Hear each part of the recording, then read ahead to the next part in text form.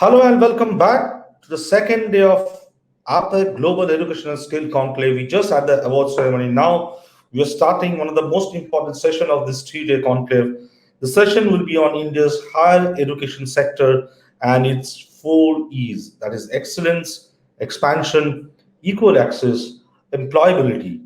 What are the challenges and what is the way forward? And for that, we have galaxy of speakers with us. They are the higher education leaders from the country. Let us first invite Dr. S.S. Mantha, former chairman of AICTE and currently Chancellor of KL University. Welcome, Dr. S.S. Mantha. Thank you so much for joining us for this session. Thank you and good morning, Rama and Raji, Souvik, Goswami, Rajasekharan, and all the others. Yes. First of all, Mr. Mantha, just if you don't mind, let me introduce other speakers and then we can start the panel. Sure. Let me also introduce and invite Professor K. Rama Mohan Rao, Vice Chairman, Andhra Pradesh State Council of Higher Education. We welcome Professor Rama Mohan Rao. Thank you so much for joining us today. Thank you, Dr. Prof. Let me welcome Kunwar Shekhar Vijendra, Chancellor, Shobhit University. Thank you. Welcome, Mr. Vijendra. Thank you so much for joining us. Let me welcome Professor V.N. Rajasekharan Pillai, Vice Chancellor, Somaiya Vidyavihar University. We welcome Professor Pillai. Thank you so much for joining us today. We are also joined by Dr. P. Chowdappa, Vice Chancellor, Best Innovation University.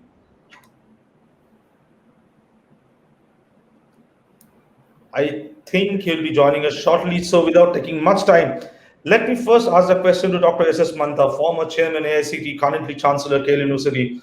Dr. Mantha, how do you define the topic of this session? India's higher education sector and its 4 E's, that is excellence, expansion, equal access, and employability. Is there any challenge?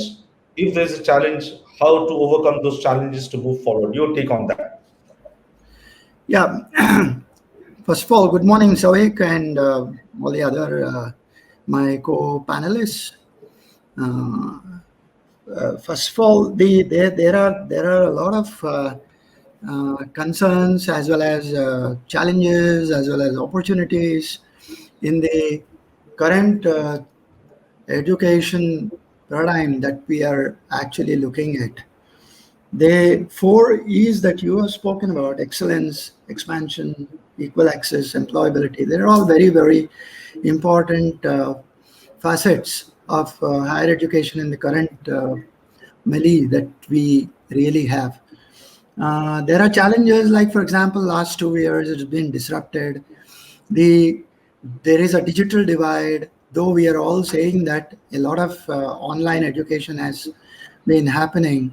There is also a digital divide on the other side, the smart devices, the lack of connectivity, and so on in the rural places. And many times even within the cities when the internet breaks out. So there are challenges, of course, in reaching the unreached in terms of education and so on.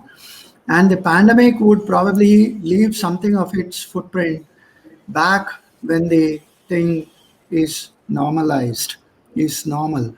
So which means that we will continue to see some amount of online education, though it's not in that form. Probably we'll be seeing hybrid learning, we'll be seeing blended learning, and so on. Maybe some part of that is extremely good, but the concern is the connectivity, the digital divide, which we'll have to address, and so on. There's a lot of excellence within the system, but having said that, excellence cannot be there cannot be a single benchmark. You will always keep exploring excellence, and there are different dimensions of that. And when we compare in a certain in a certain reference, the excellence would probably have some meaning to assign. But when we change the reference, for example, are we good in terms of MIT? Are we good in terms of Stanford, in terms of Harvard, the normal names that people take about? there are different parameters that come in, and therefore excellence has several different dimensions. As far as the country itself is concerned, we have some very good institutions which are into a lot of research and they work as good teaching institutions. They contribute to the knowledge of research in the world, and so on. So therefore, on that count, there is absolutely no point in disagreeing. But then the concern is whether all that research coalesces into creating some products from the country.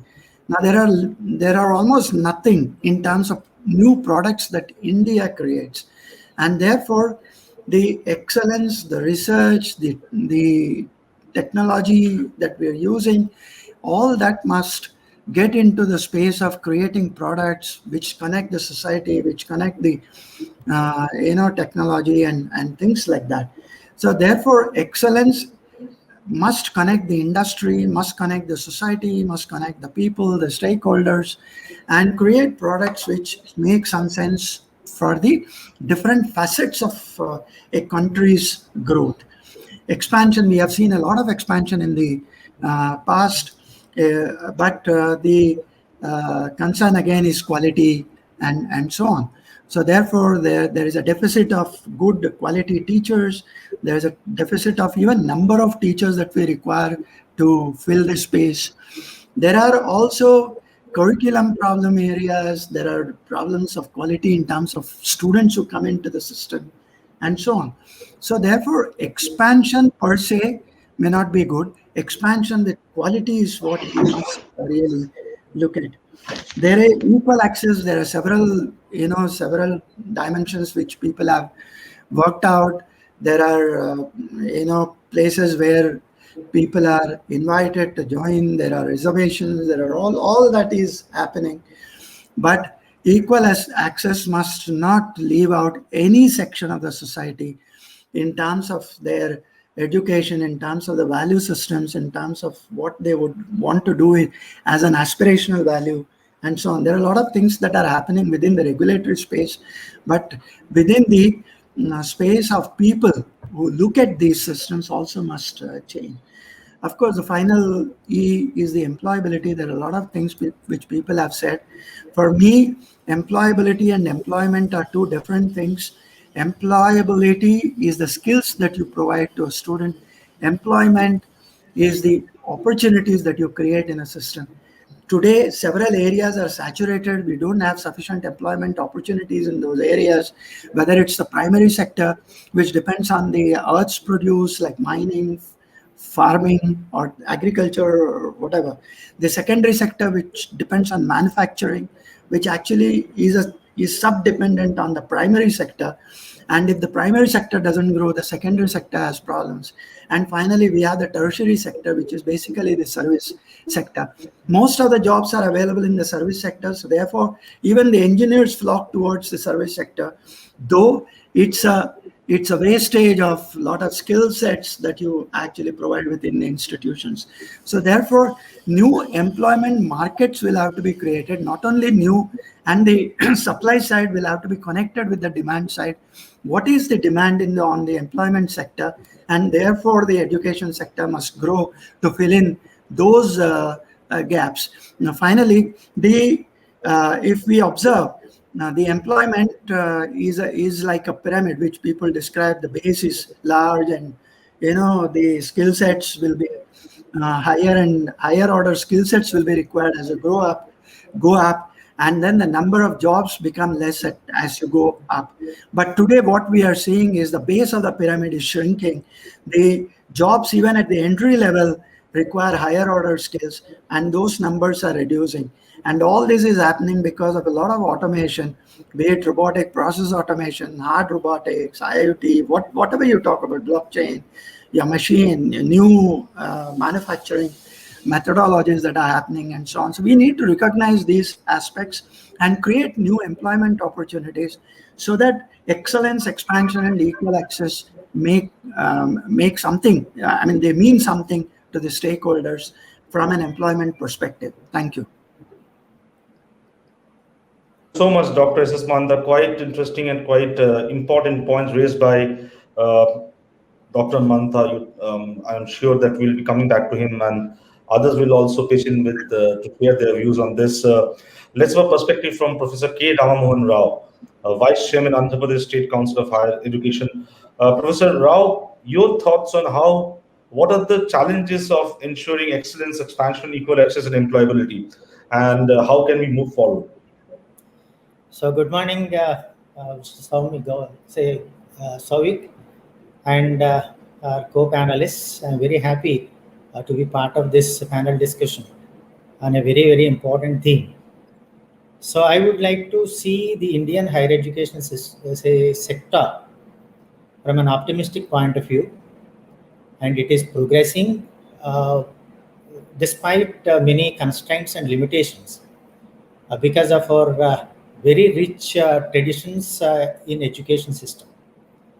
So we have many countries in the world. All the countries are trying to achieve significant progress as far as the 4 E's are concerned: the excellence, the employability, expansion, and the equal access. All the 4 are important in every society. But if you look at the development in various countries, very few countries would be able to have a large number of educational institutions listed in terms of excellence. And India is just running towards it. And if you look at the large number of countries, they are not even at par with India. So there is no room for any pessimistic view as far as Indian education system is concerned. So we are looking at and making it out. So I do agree with Dr. Mantha. As far as excellence is concerned, it is very difficult to define, and the definition go on changing from time to time depending upon the environment in which we are working on.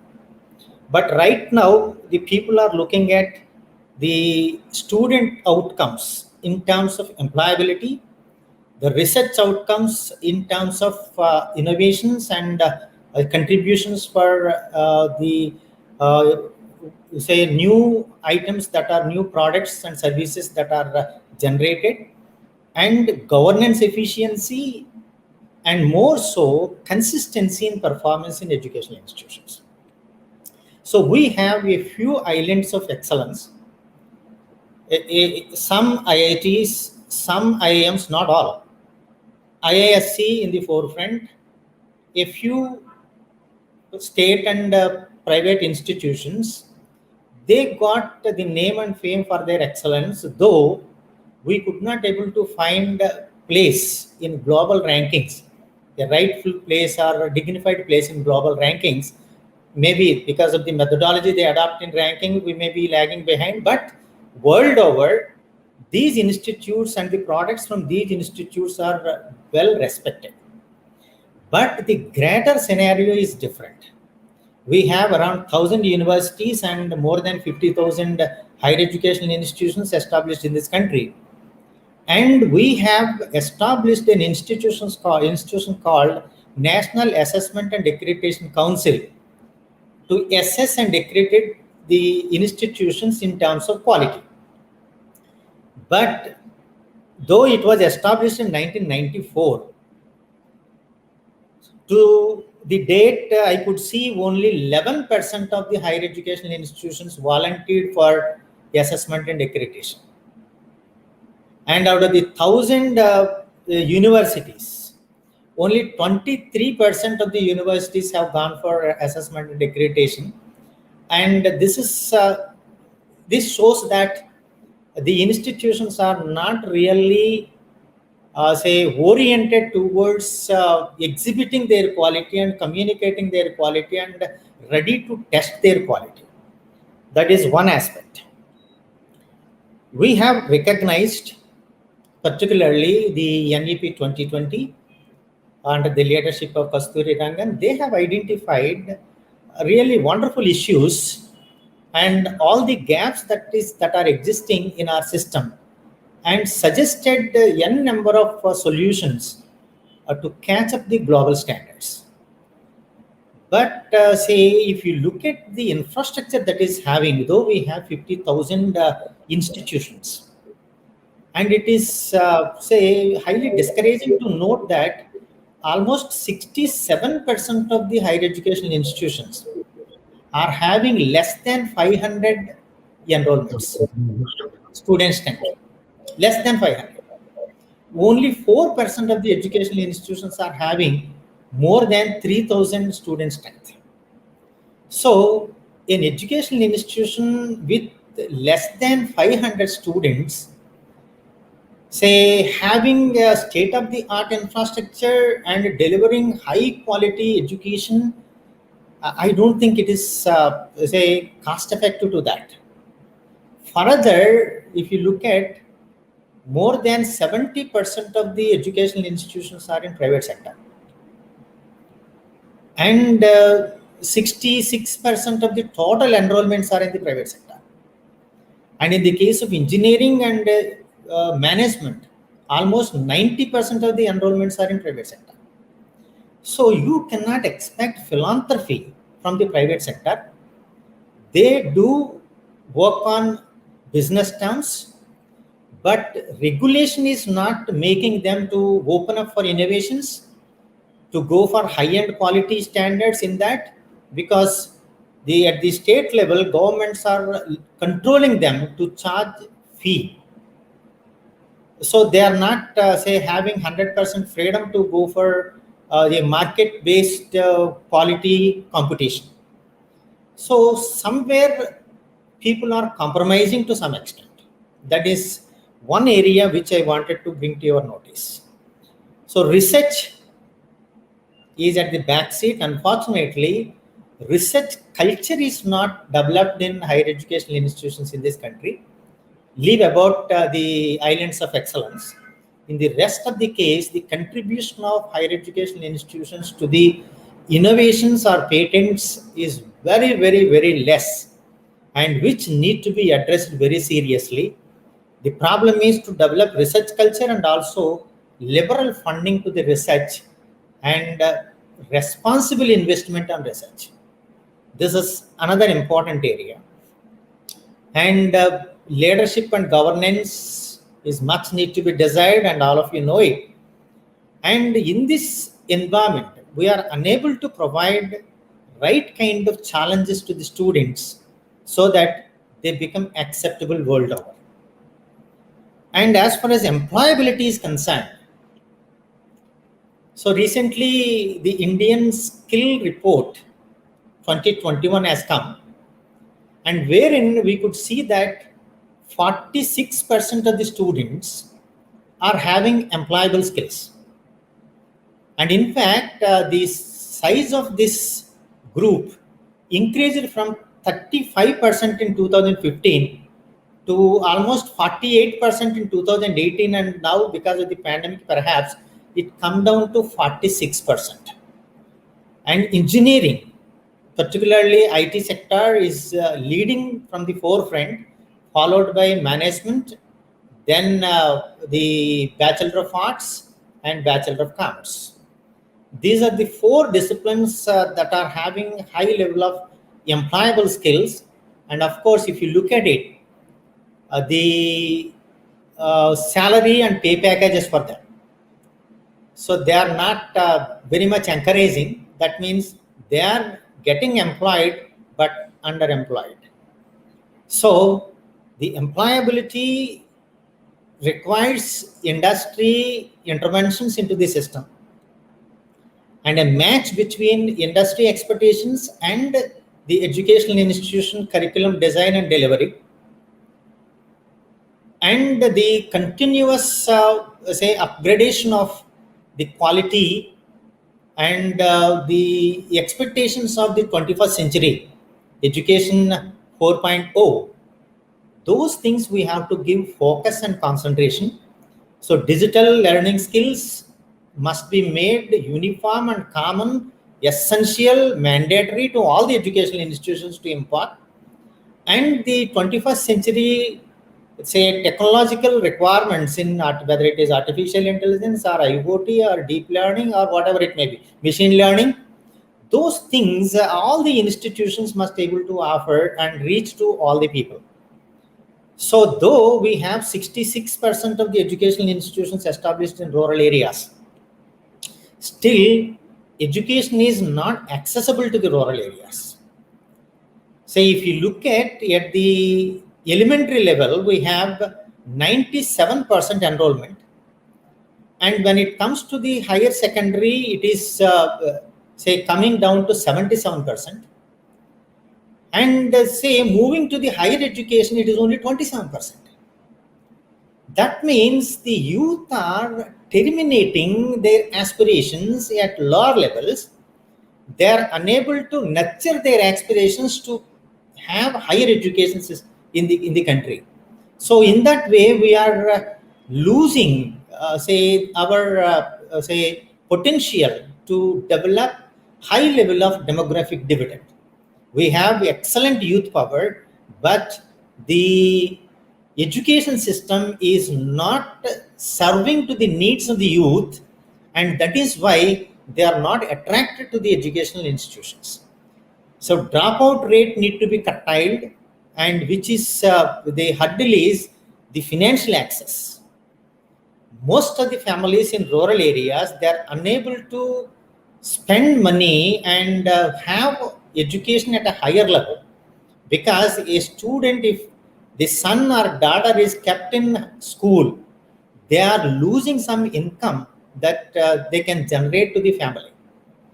So how to say support the families under BPL to encourage them to send their children to the schools and colleges and take higher education is one factor, and we must definitely appreciate the efforts of our Chief Minister Y.S. Mohan Reddy, who has introduced a scheme called Amma Odi, Mother's Womb.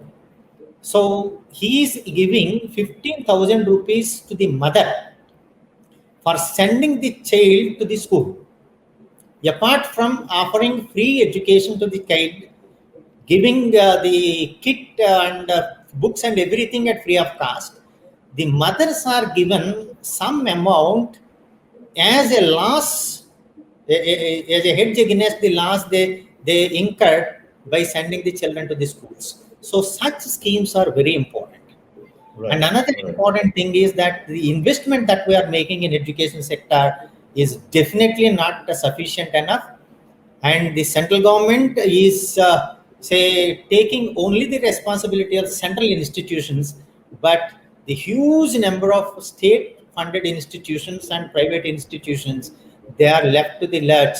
And definitely I think the central government, whoever it may be, or state government, whichever it may be, they should give education as high priority sector, and the significant portion of the budget should be given to the education, so that the employability of the youth, they may get absorbed within the country or outside the country, but they will have the employable skills, and skill programs, of course, they are being launched, but they are not reaching the people effectively, and which need to be checked and corrected. So, right. Thank you very much. Right, Professor Raman Rao, thanks for your thoughts. Quite insightful and very important points raised by Professor Raman Rao. I'll come back to you. You talked about employability, funding issues, and challenges, but those need to be addressed as well. Let's have a perspective from Kunwar Shekhar Vijendra, Chancellor of Shobhit University. Mr. Vijendra, your thoughts on this particular theme, that if we want to ensure excellence, expansion, equal access, employability for higher education sector, keeping in mind the realities of new world order, how can we move forward? So first of all, thank you, Souvik and APAC for inviting me here with some of wonderful friends as co-panelist. Dr. Mantha is there, Dr. Pillai is not able to join, and it was indeed a pleasure to listen to both the co-panelists. I was looking at 4 E's, what had been shared with us: excellence, expansion, equal access, and employability. So I will like to restructure them first. Because before excellence, for me, expansion is important in this country. Equity is important, then excellence and employability comes. And why I am telling so, we are talking today on this topic on International Youth Day. Today is International Youth Day, and I believe this is one of the best topics we can have over discussion on this day. So, why I said that expansion is important. If we look at the demographical situation of this country, we are one of the youngest country, and we feel proud of it. It is a dividend on us. And this dividend needs to be encashed. And how we can do it, like in our new education policy 2020 also, the aspiration says that we should, gross enrollment ratio should be increased by 50% in coming years in higher education and 100% in schools. It is important. And how it is possible, definitely a lot of points have been shared by Professor Rao. And some of them I do not agree, indeed. But yes, it is the way we should agree and disagree to come to a decision and solution. So the thing is that first, when you have to expand, expansion has to be there. So quality and quantity both have to go together. We cannot say that only quality will survive. When he was talking that a maximum of the private sector people are not working with philanthropic cause. So I wish to disagree with him, because I have seen that everybody who comes in education, especially in private sector, they have only one reason: they want to give back to the society. They want to serve the society. That's why they come into this complete system. When I 34%. talk about the equity, which is very important, what we have to do? Actually, the challenge is that, as it was mentioned, that many of our institutions, or the large number of our institutions, especially our schools, they are in rural areas. But we forget to give them aspiration, inspiration, and our preparation is less, so that their aspiration and inspirations are killed there. They do not move further to the higher education. Economic limitations may be there, social limitations may be there, non-availability of higher education institution is one of the reasons which we need to address. And I am happy again that the new education policy is very effectively talking about it. But we all have to understand one thing, which I always say, that it is not the responsibility of the governments only. It is a collective responsibility.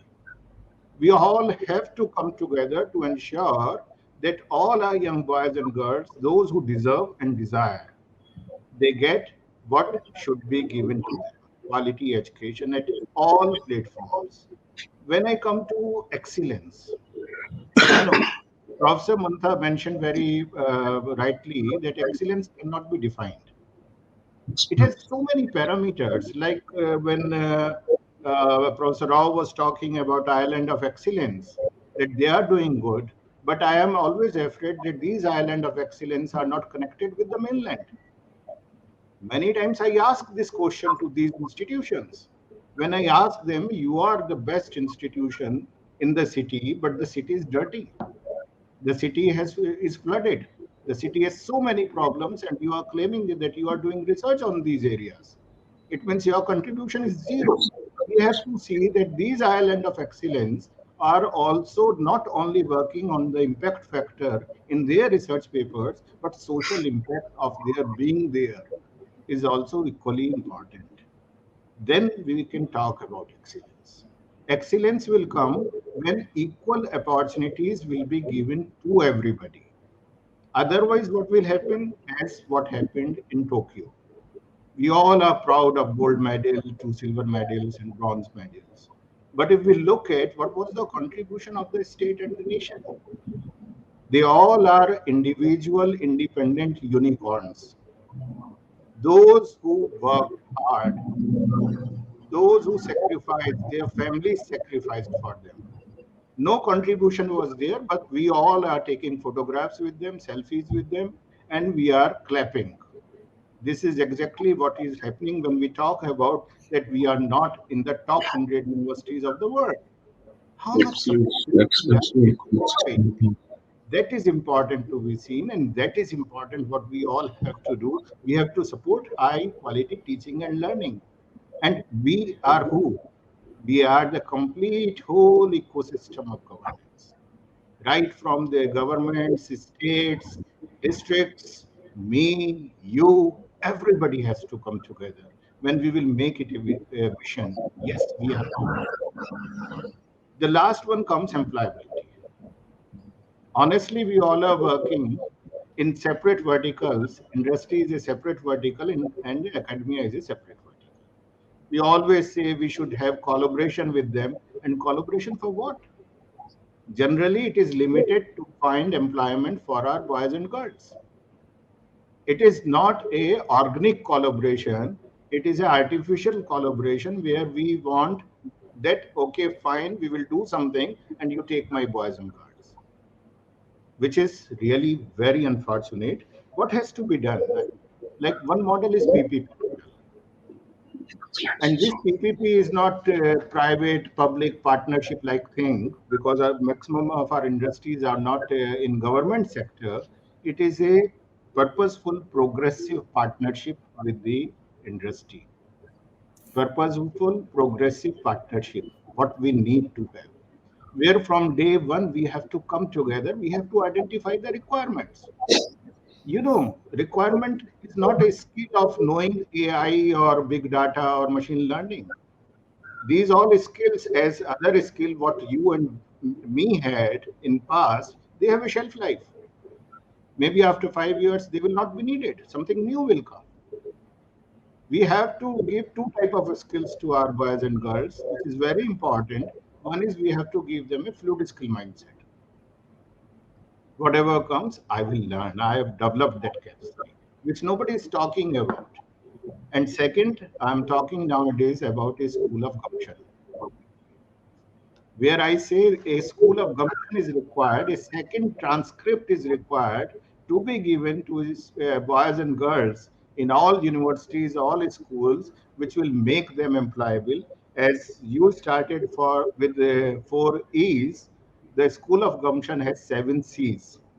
And quickly, I will just mention them. The first C is curiosity, which we do not talk about in our academic system. If you look, curiosity was not there. I'm thankful to this pandemic. A silver line is there that our teachers, they have become co-learners. Otherwise, वो गुरुजी थे. I know everything. What I am saying is fine. Now they are also learning. So curiosity has to be there. Second is courage. Courage to think differently. Courage to disagree. Courage to say, I do not know. I will learn. Third is compassion, which generally is missing. Fourth is commitment. Generally, you will find that commitment is neither in the universities, institution, educators, or the student. That commitment is missing in our social ecosystem, which need to be developed, and we can all develop it. The fifth is collaboration. We have to collaborate. When we talk about academia industry interface, I talk about academia interface. And it is not a very pleasant story. When I go to institutions of so-called island of excellence, I say, I am in your neighborhood. You have such a wonderful infrastructure, which you are not using many times. When you are not using, will you please allow my boys and girls to come and use it? Because it is also from my money, public money. And when you are on Sundays, you are not using, please allow me, I will come, I will use it, all consumable I will bring. They say, no, you are private. So institution, academia partnership has to be there. If really we want to bring innovation, research, that environment here, infrastructure has to be created. Two type of infrastructure is there. One, intangible infrastructure, that cannot be, like, it needs time. Tangible we can create. I can create labs, I can create infrastructure. Intangible infrastructure need time. That is capacity building. And what is there, wherever it is available, we all have to come together. 1,000+ universities, every university must be having a good practice. If we all come together, 1,000+ good practices are there in our ecosystem. We need to work on that if we really want to talk about employability of the students. Next is calmness. We all are not calm, we all are hyper, like we want today everything should happen. Harvard is number one, why Shobhit is not? But they forget Harvard is 500 years old, Shobhit is a 14-year-old. Nobody will talk. That calmness has to be there. We have to think, we have to support, and we have to empower each other. And this is what is important. This skill we have to give to our students. And the last one is communication. It is not only learning English language or Hindi language. Now we are talking about multilingual in a system in higher and technical education also. It is communicating with each other, which in this country we do not do much. And this is exactly what is required. So I'm really thankful to you that you are talking on this topic. And maybe I will like to share something more later on. And one last thing, what is important when we talk about excellence, we should appreciate what a university or institution can do better. But generally what we want jack of all. We say you should know everything. In research, you should be good. In innovation, you should be good. In teaching, you should be good. You should be good in everything. So generally what is happening, we are having a lot of jack of all, but master of none. That needs to be rethink. Thank you very much. Thank you so much, Mr. Kunwar, Shekhar, Vijendra. It's always a pleasure to hear you. And I must say that I won't say much because you have spoken elaborately, but we focus on 4Ds. You transform the discussion to 7Cs from 4Ds. But those are very important points raised by you. And with this, we come to a very important speaker of this panel discussion. Let's have a perspective from Dr. P. Chowdappa, Vice Chancellor, Best Innovation University. Dr. Chowdappa, your thoughts on this particular topic? Yeah. So thank you very much for giving me an opportunity to join with you. Today we are discussing about 4 issues. One is excellence, the second is expansion, and third is equal access, and fourth is employability. So we claim that India as the largest education system after USA and China. We have around 1,000 universities, maybe central, state, or deemed or private universities. Around 20,000 colleges are there. And we have the population of, we look at the youngest population in the globe, India has around 34% of the Indian population are young. So educational system in India has do lot more to the younger generations. So if you look at, we have only 98 millions of graduates out of the 134 crore population. So it is not the private and public. The biggest challenge is that, so everybody is talking about the employability only. Most of the people say almost, we see when you talk about the universities, we are focusing only employability. We are not focusing about the creation of the employers. That is most important. Today, what happened? Most of the universities have subjects like botany, zoology, every university. But no university thinking different way. So whether these subjects are required, this much employability can be created, political science, history, civics. So one university starts, either maybe central university, state university, the same will be repeated in other universities also. We all know very well, very clearly we know that there is no employability for them. Despite that, why are you creating? What for? This is one thing actually one has to think. The second most important thing I would like to point at here. See, today, the era of digital, there is a lot developments are going on in artificial intelligence, machine learning, and IoT. We are sure that in coming days, the most of the employment will be replaced by this kind of developments. And if you look at India, the 60% of the total Indian population, even today, living in the villages. Okay, that their basic occupation is agriculture. So, if you look at there are more opportunities, employmentable opportunities. At the same time, there are more to create employments also. I think the former chairman AICTE was telling very clearly, primary, secondary, tertiary. I'll come to that point.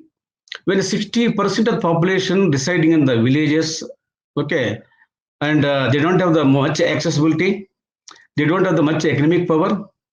So what is our education system? What our universities are going to do for them? So it is not only education, not only employability. So the more important point I would like to highlight is that skill development. Skill development is most important, not the degrees. I think if you look at the NAP 2020, there are actually drastic changes were brought in there. One is a flexible education. The second is a blended education, where engineering graduate, if he wants, he can have a subject study in economics also. So economics and engineering will be more compatible. When you start the industry, the economics will help him how the industry economically viable. So this is the points. The skill development is very, very important. So what I would like to say, if you look at either general universities or agriculture universities, or we are creating what is happening now, we are creating the universities, subject-oriented universities. We are going for more actually specialized. Because of more specialized, for example, I will go to an example here. Earlier, we have the agriculture university. It is integrated, where we have dairy, fisheries, horticulture, agriculture combined together. When a student attending that university, you will get a wide exposure of the agriculture. Quite naturally, you will be getting either employment or you can have opportunity to start his own industries. This is the point. Today, we are converting to the specialized universities. There is separate university for what you call agriculture, separate for horticulture, separate for fisheries, separate for veterinary sciences. So we are creating a small wells. This is one thing actually the biggest challenge for employment. And even engineering also, except IT. Most of the engineering subjects today are not at all getting a required employment. Why? Our universities, so I agree, expansion is very important. So when it goes on expanding, at the same time, we have to maintain the quality also. We have 100 universities today. Out of 100 universities, how many universities are really excelling in the research? Can we say this is the university is meant for this is the except some of the IITs and IISc, NITs, and some central laboratories? If you come to the universities, can you say this is the university has got a strong school on electronics, or this is university have the strong center for the botany or agriculture? We don't have. Now what we have become, despite we have so much manpower, so much universities, so much money we are spending, but we could not be able to create some sort of a specialized groups. If you look at the publications we are getting from the universities, so they are not at all qualifying to be considered papers. Though we are publishing highest number of papers, but if you look at the global level, how many we are being quoted? Very few. See, what is happening? The basic thing is that lack of a good faculty.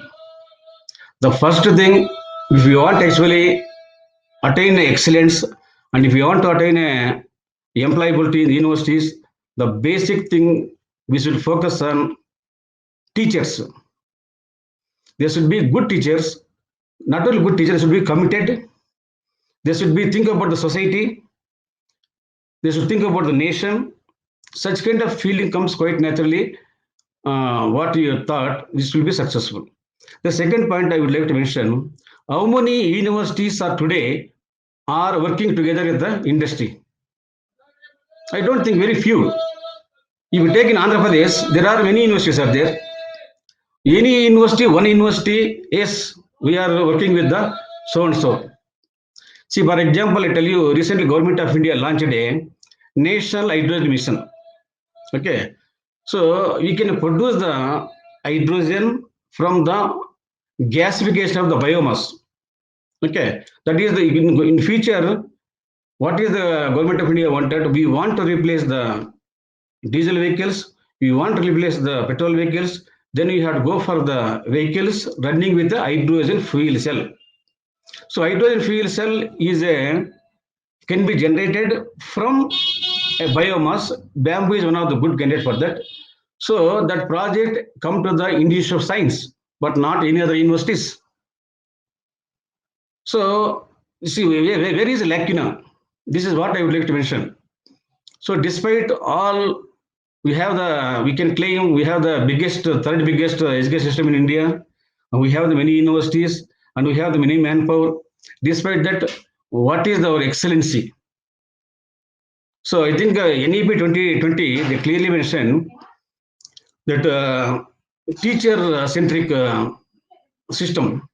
So the first focus, entire system focus, if you want to create excellence, if you want to create a employability, the first focus is that not expanding. So rather than expansion, better to concentrate, create a good faculty and create excellence. Then only I think what you feel, the education system will be useful to the society. Right. Yeah, this is Thank the you. thing.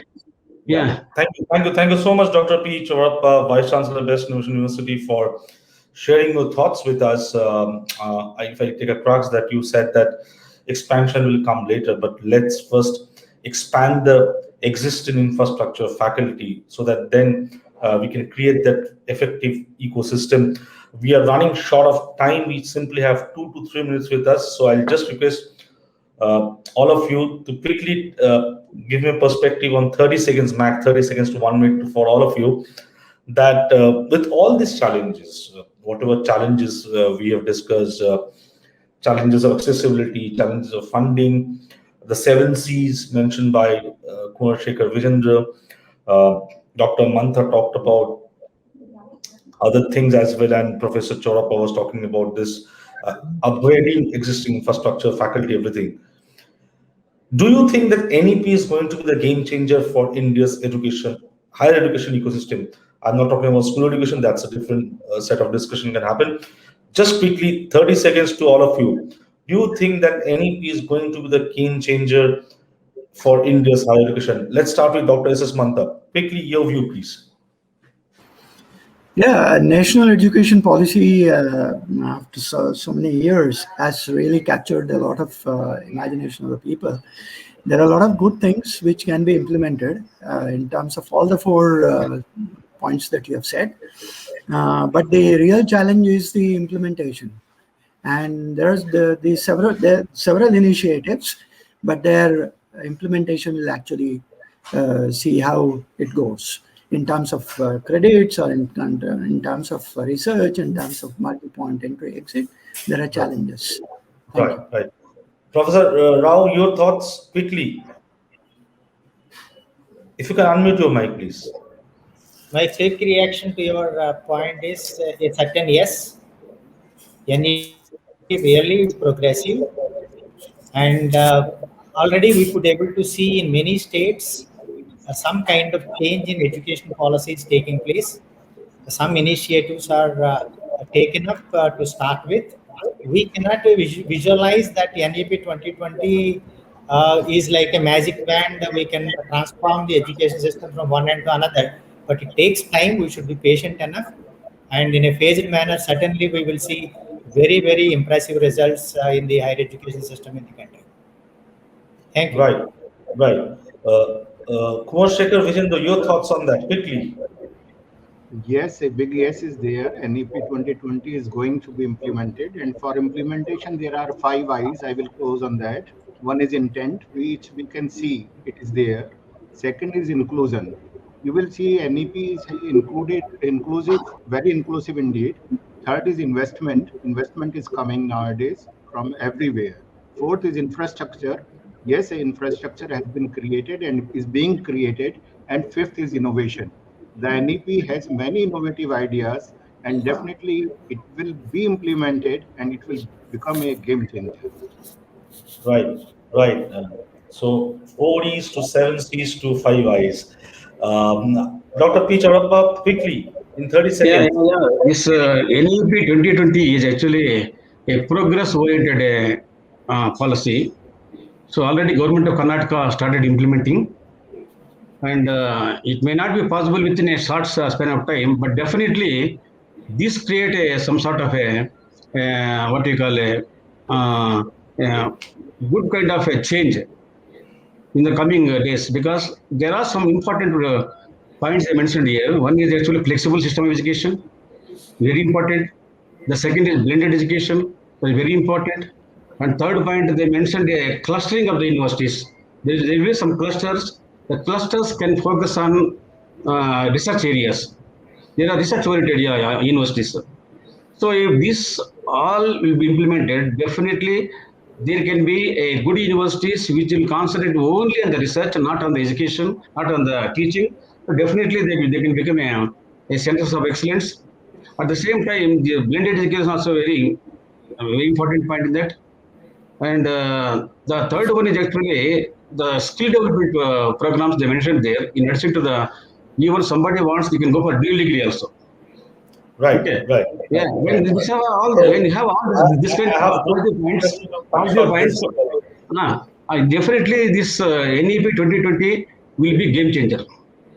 Okay, okay. Thank you so much. That was Professor K. Ramamohan Rao, Dr. P. Chowdappa, Dr. S. Mantha, and Kunwar Shekhar Vijendra, who have all joined us today for a very important session Thank on you. this higher education sector and its 4E's: excellence, expansion, equal access, employability.